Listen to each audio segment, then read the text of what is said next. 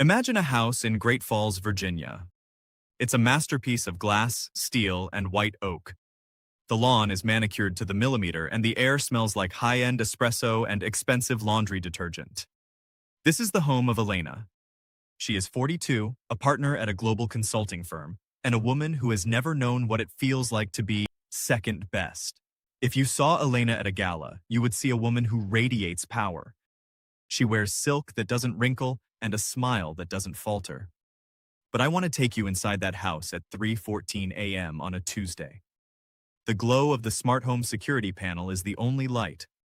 Elena is standing in the kitchen, staring at a bowl of organic lemons. She isn't hungry. She isn't thirsty.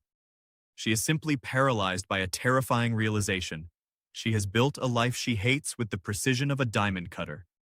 Elena is a financial ghost. She is wealthy in every spreadsheet, but she is bankrupt in every emotional category that matters.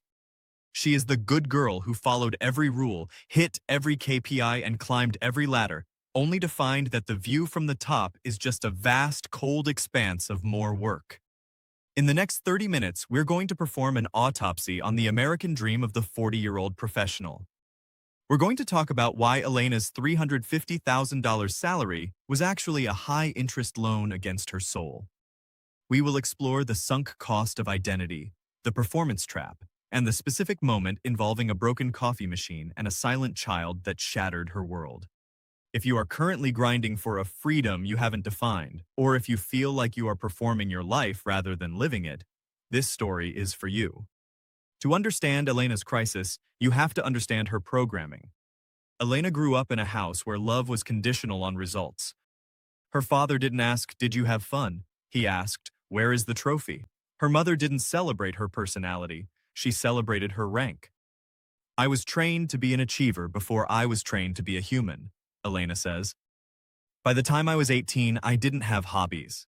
I had extracurriculars that looked good on a Harvard application. I didn't have friends. I had peers to compete with." This is the first layer of the cage, the identity of achievement. Elena moved to DC in her 20s and treated her career like a staircase. Every promotion was a hit of dopamine, but the high lasted shorter every time. She married Mark, a high-earning corporate attorney, because their lives looked perfect on a LinkedIn announcement. "We were a merge, not a marriage," she admits. "Our dates were business dinners. Our pillow talk was about market trends and who got promoted at the firm. We didn't talk about our fears, we talked about our targets. We were so busy building a power couple brand that we forgot we were two strangers sharing a zip code." By 35, Elena had reached the summit. She was a partner. She had the corner office. She had the kids in the $40,000 a year preschool. She was having it all, but having it all turned out to be a logistical nightmare that required her to outsource her entire existence. She had a nanny to raise the kids, a housekeeper to clean the oak floors, and a personal shopper to buy the silk dresses. "I was the CEO of a life I never actually touched," Elena says. "I was paying thousands of dollars a month to people so they could live the parts of my life I was too busy to attend. I was paying for the privilege of working 80 hours a week." This is the section where most 40-year-olds stop and think. We call it the overhead of exhaustion. Elena's life was a high-performance engine that required massive amounts of fuel, both financial and emotional.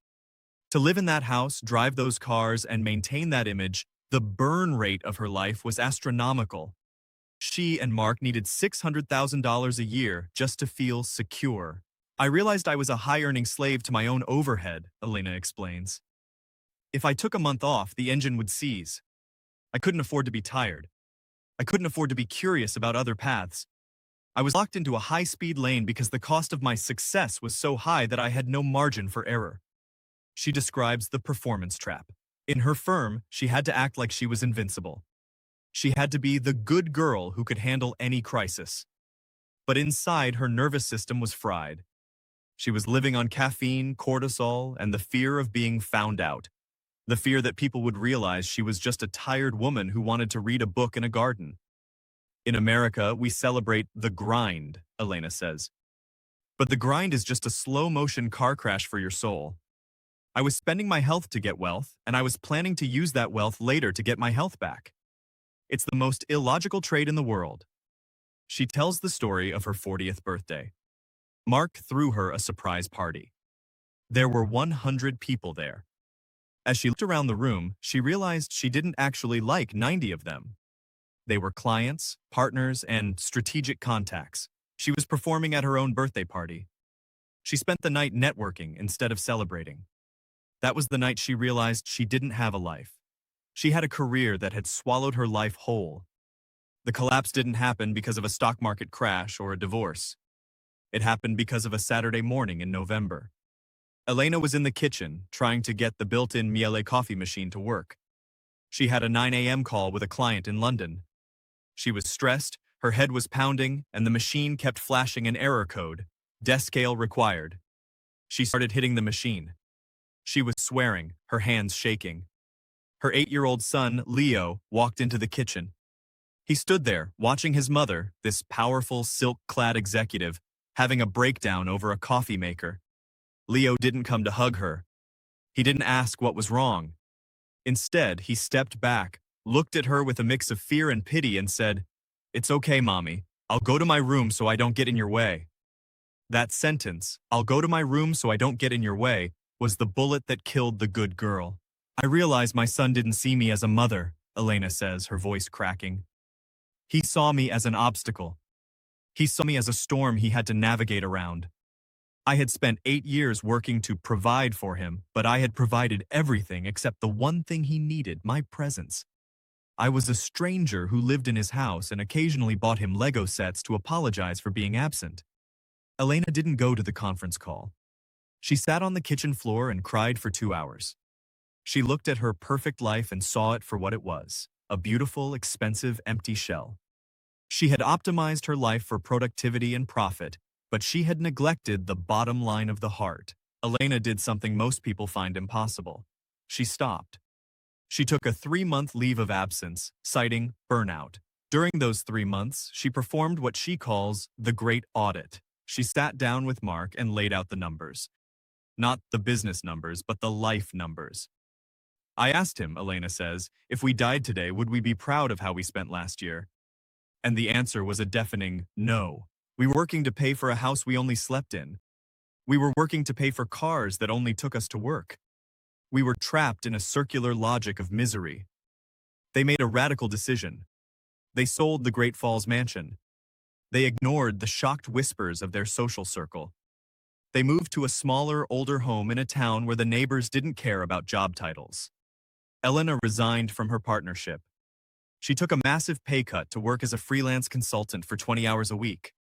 Mark, inspired by her courage, shifted to a nonprofit legal role. "Our income dropped by 70%, Elena says. But our quality of life increased by 1,000%. For the first time in 20 years, I wasn't waking up with a racing heart. I wasn't checking my email at the dinner table. I started to learn who Elena was when she wasn't SVP Elena." She describes the permission to be ordinary. She started gardening. She joined a local book club where no one knew her net worth. She started making pancakes for Leo on Tuesday mornings, just because she could. "In my old life, a Tuesday morning was a battlefield," she says. "In my new life, it's a gift. I traded my status for peace, and it was the best deal I ever closed." As we end Elena's story, I want you to look at your own crystal cage. Most of us are like the 40-year-old version of Elena. We are terrified that if we stop, we will disappear. We are terrified of wasting our potential. "No pravda v tomu, що справжня трата потенціалу. Це витратити своє єдине життя на будівництво пам'ятника очікуванням інших людей." Elena is now 43. She drives a 5-year-old Toyota. Her kitchen is smaller and it doesn't have a built-in Miele coffee machine. But her house is full of noise. It's full of Leo's laughter and the smell of actual cooking, not just takeout containers. "I am no longer a good girl," Elena smiles. "I am a happy woman. I realize that the American dream isn't about how much you can accumulate. It's about how much you can walk away from and still feel whole. Money is a tool, not a destination. If your money is buying you a life that you need a vacation to escape from, you are overpaying. Take a look at your bank account, and then take a look at your calendar. If they don't reflect the same values, it's time for an audit. Don't wait for your child to tell you you're in the way. Don't wait for a breakdown in the kitchen. You are allowed to exit the race. You are allowed to choose the ordinary life.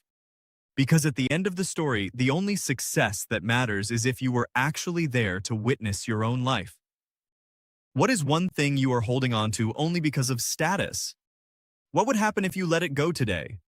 Write a story you actually want to live, not a resume you want others to read. Thanks for watching. I'll see you in the next one.